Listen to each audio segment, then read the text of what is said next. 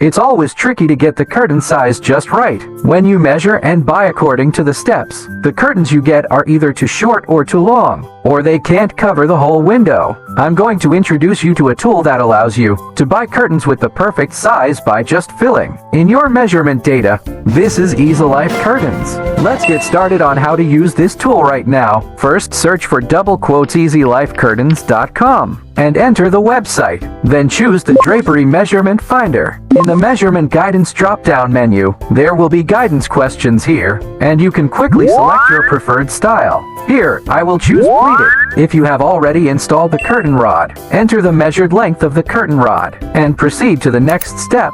Then confirm the style of the curtain head you want, and then measure the length of the curtain. For example, I want pleated, so the length of the curtain is measured from the rod's eyelets to the floor. Enter the measured data. The above is the measurement method for when the curtain rod is already installed. If you have not installed the curtain rod, first measure the width of the window frame. Enter the extended lengths on both sides respectively. Wider panels will be roughly 10-15 when kept stacked. Back will be more for wide windows and doors. Then measure the height from the top of the window to the floor and fill in the measurement data. Measure the distance from the top of the window to the curtain rod. Here, choose based on your preference. Select the style of the panel. Then choose the desired floor clearance effect based on your preference. And finally, the suitable size for your curtains will be measured. After all the data is filled in as required, the final data is the size of the double panel pleated curtains. Then, you can select a curtain you like,